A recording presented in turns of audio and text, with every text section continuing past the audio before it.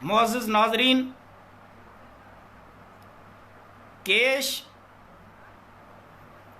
जो घर में आए, आमदनी से आए, जगह के किराए से आए, दुकान से आए, किसी भी कारोबार से आए, जिस दिन तुम्हारे घर कैश आ जाए, तुम वो तारीख, वो महीना, वो दिन नोट कर लो। अब उसी कैश पे जब पूरे 12 महीने मुकम्मल हो जाएं तो आप पे ज़कात देना वाजिब हो जाती है। माल तिजारत, माल तिजारत क्या है? माल तिजारत जो सामान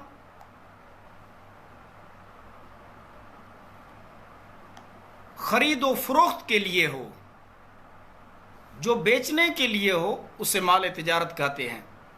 मसलन एक बंदा है जिसकी दुकान है, तो दुकान बेऐनी खुद जो है, प्लाट जो है दुकान का या जगह जो है, उस पे ज़कात नहीं है।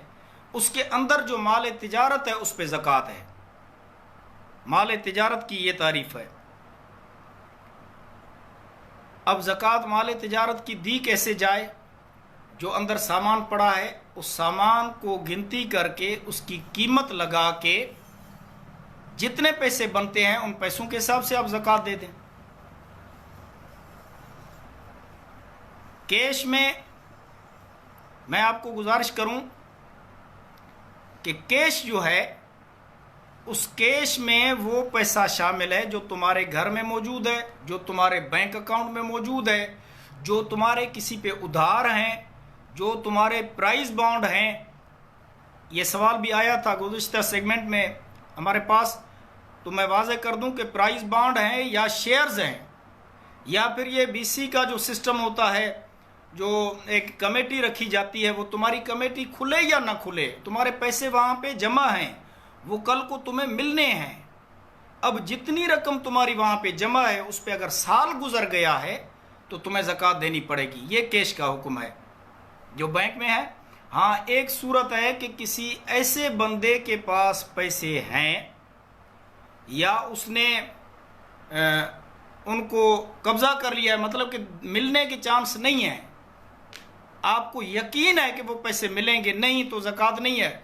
अगर ज़रे बराबर भी आपको चांस है कि मिल जाएंगे तो फिर उनकी ज़कात देनी पड़ेगी।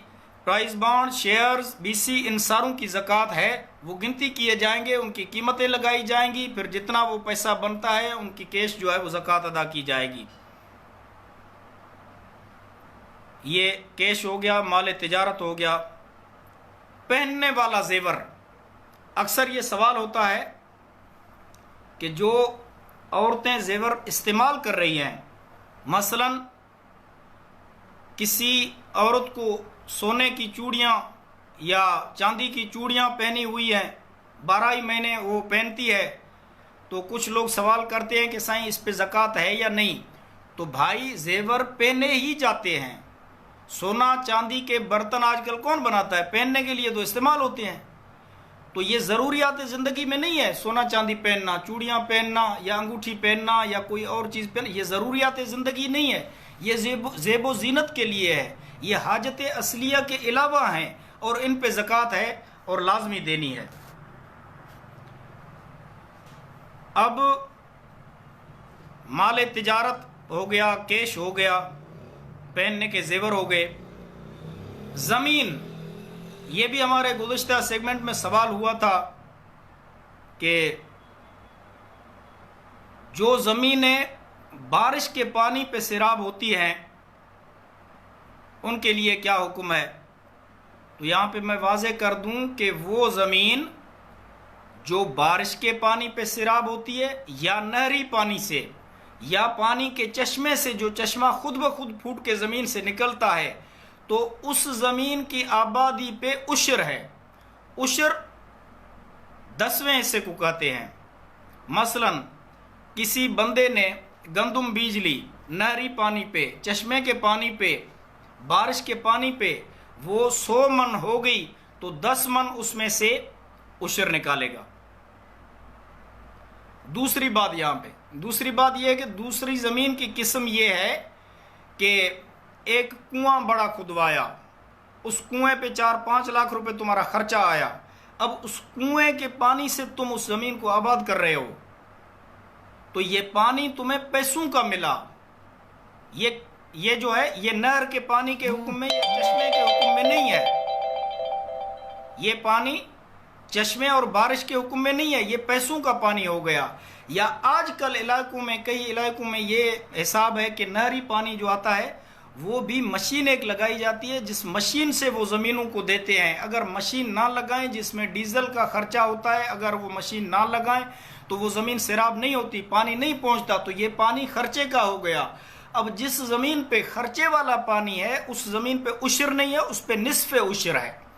نصف عشر کہتے ہیں 20ویں حصے کو، 100 میں سے 5 من ہو گئے۔ تو جو بارش پہ، چشمے پہ اور نہری پانی جو بغیر مشین کے زمین میں جائے اس پہ عشر ہے، جو پانی پیسہ خرچ کر کے لگایا جائے اس پہ نصف عشر ہے۔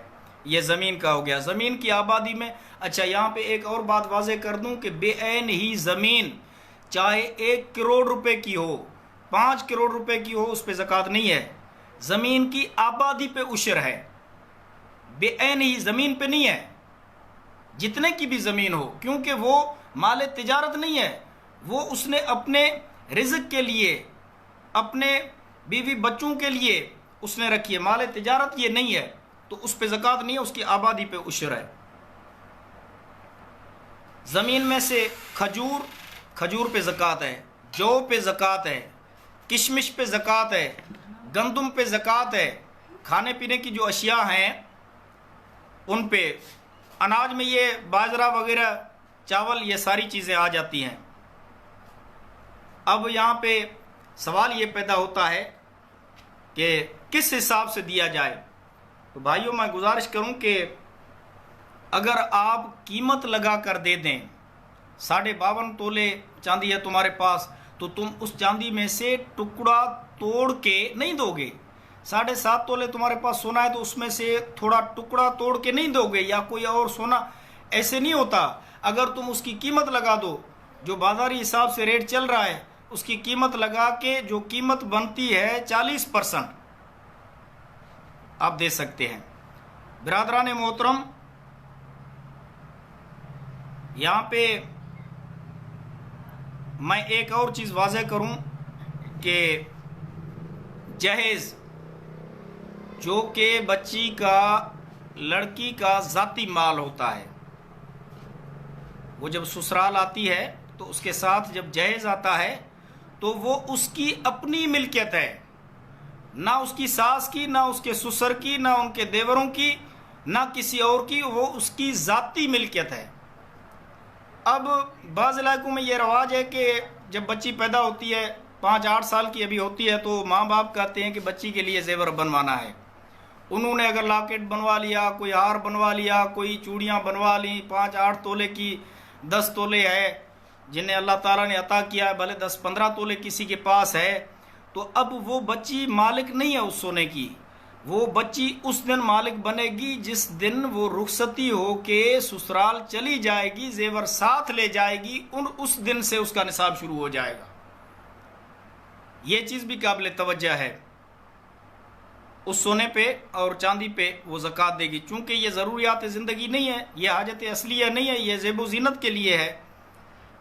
اب دوسری بات کہ اس میں بعض اوقات جہیز میں چیزیں ہوتی ہیں، کپڑے، ضروریات زندگی، لیکن کچھ چیزیں بعض اوقات زائد ہوتی ہیں، جیسا کہ قیمتی، بہت ہی بھاری قیمت کے جوڑے جو باہر آنے جانے کے لیے یا گفٹ کے طور پہ عزیز و اقارب، رشتہ دار، ماں باپ دیتے ہوتے ہیں، جن کی ضرورت نہیں ہوتی، ضروریات زندگی سے زیادہ کہیں اسے عطا کیا جاتا ہے، تو وہ پھر صاحب نصاب نہیں ہے، ان پہ زکوٰۃ نہیں ہے، لیکن وہ غنی کے حکم میں آ جاتی ہے۔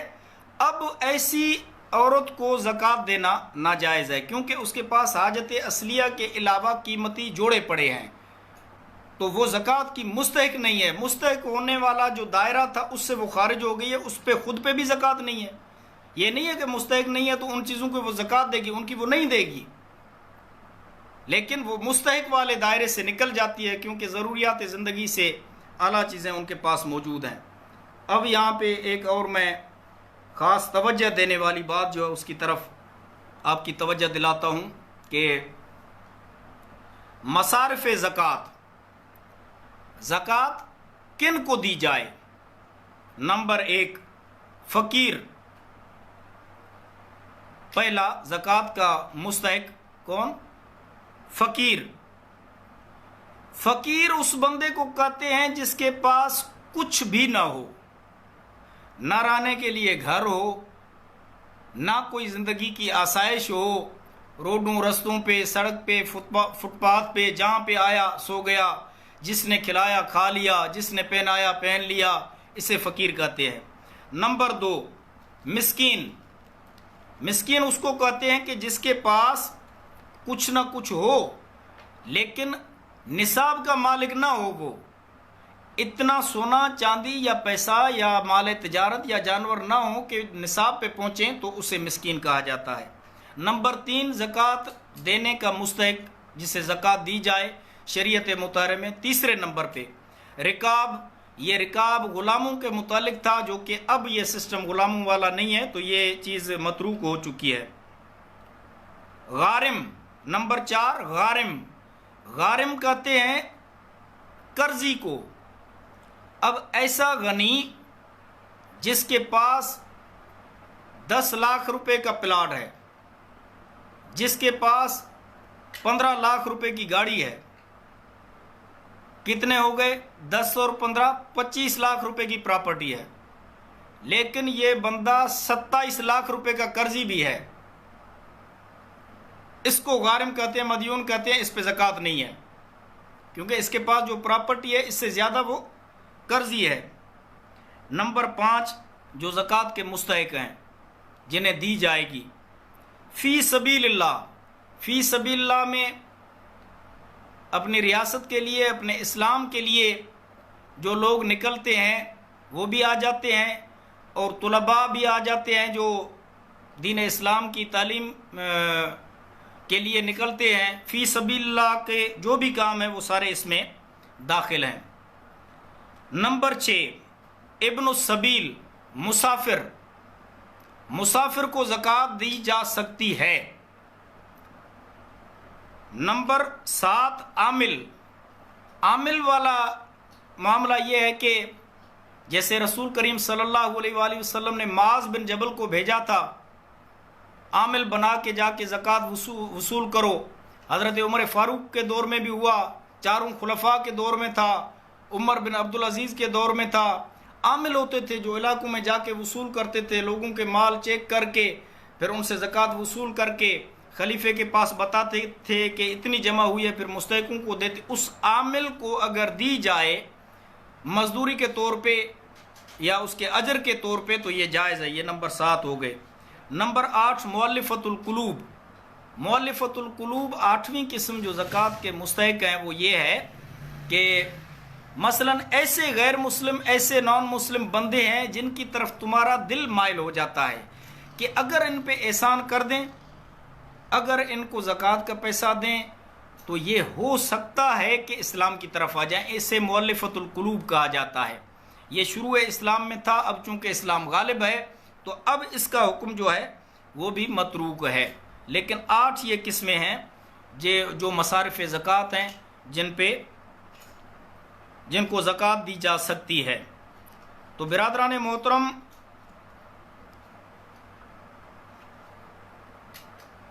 زکوٰۃ کسے نہیں دی جا سکتی؟ اب یہ چیز، زکوٰۃ مالدار کو نہیں دی جا سکتی۔ جو غنی ہے، جو صاحب نصاب ہے، اس کو زکوٰۃ نہیں دی جا سکتی۔ غیر مسلم کو زکوٰۃ نہیں دی جا سکتی۔ اب چونکہ یہ مؤلفۃ القلوب والا حکم جو تھا وہ اس وقت تھا کہ کفاروں کو دی جائے، ہو سکتا ہے کہ یہ اس پیسے کا کر کے دین اسلام میں داخل ہو جائیں۔ اب چونکہ اسلام غالب آ چکا ہے تو لہٰذا اب مؤلفۃ القلوب والا حکم جو ہے یہ بھی ترک کیا گیا ہے۔ یہاں پہ ایک اور بات میں واضح کر دوں کہ सास बहू को ज़कात दे सकती है, सास अपने दामाद को ज़कात दे सकती है। इसी हिसाब से दामाद अपने सास ससुर को भी ज़कात दे सकता है, भाई बहन को ज़कात दे सकता है, भाई भाई को ज़कात दे सकता है। ज़कात हर उस बंदे को नहीं दी जाएगी जिसको देने से मिल्कियत ट्रांसफ़र ना हो। मसलन बाप अपने बेटे को ज़कात नहीं देगा, क्यों? क्योंकि बेटा खुद बाप की मिल्कियत है, ज़कात ट्रांसफ़र नहीं हुई। बाप अपनी बेटी को नहीं देगा, क्यों नहीं देगा? इसलिए नहीं देगा कि मिल्कियत ट्रांसफ़र ही नहीं हुई, उसी के पास रह गई। मिल्कियत का ट्रांसफ़र होना लाजिम है ज़कात में, मिल्कियत का ट्रांसफ़र होना लाजिम है ज़कात में। यहाँ पे एक और मसले की तरफ मैं खुसूसन तवज्जो दिलाऊं।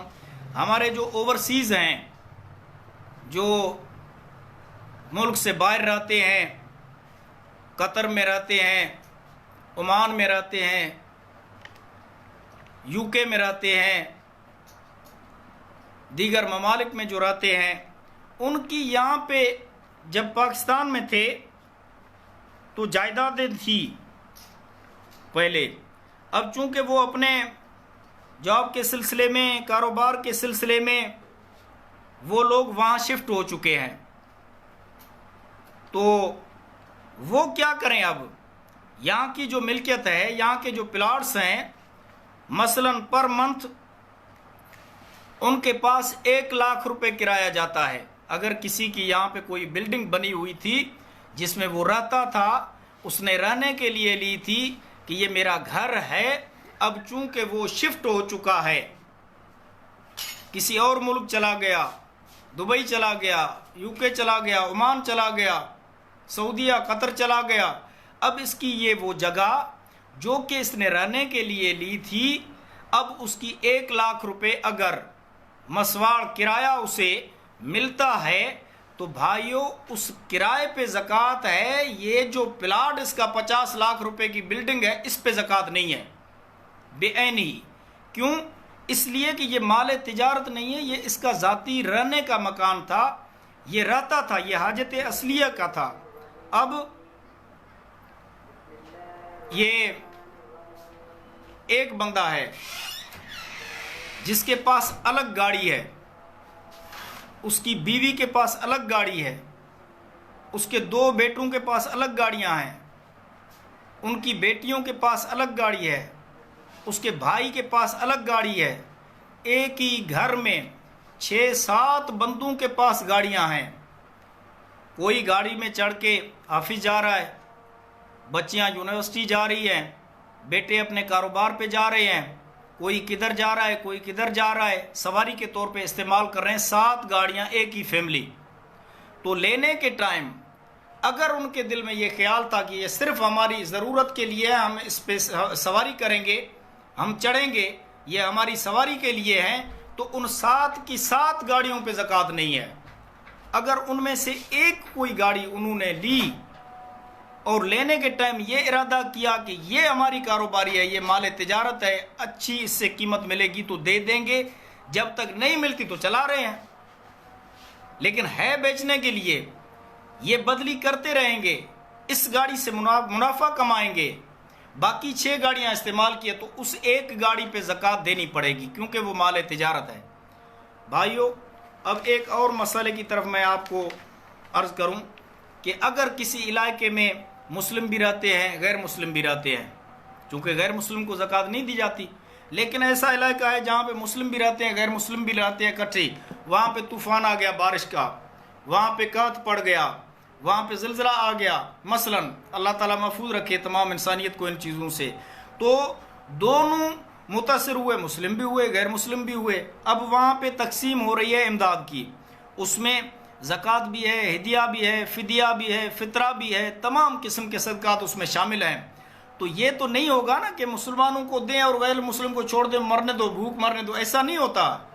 अब वो इमदाद की सूरत इख्तियार कर चुका है, अब उसमें بغیر کسی تفریق کے دیا جائے گا، چاہے مسلم ہو یا غیر مسلم ہو، وہ امدادی سامان تقسیم کیا جائے گا، کیونکہ کرائسس ہو چکا ہے یہاں پہ۔ اب یہ معاملہ جو ہے وہ انسانیت کی خدمت کی صورت اختیار کر چکا ہے، مصیبت زدہ علاقہ بن چکا ہے، تو لہٰذا اب وہ چیزیں جو کہ تمام صدقات مکس ہو کے ایک امداد کی صورت اختیار کر چکے ہیں، تو پھر آپ ان کو دے سکتے ہیں۔ ایک چیز میں نے کوشش کی ہے کہ کافی سارے سوالات جو ہیں ان کے میں جوابات دے چکا ہوں۔ ایک اور سوال ہے جو کافی لوگ پوچھتے ہیں کہ ہم اگر زکوٰۃ، چونکہ ابھی ضرورت ہے لوگوں کو راشن وغیرہ کی، تو لوگ پوچھتے ہیں کہ صحیح ہم پیسے دیتے تھے پہلے، تو ابھی لوگوں کو ضرورت ہے، ہم ان پیسوں کی زکوٰۃ کے پیسوں کا راشن تقسیم کریں تو کر سکتے ہیں؟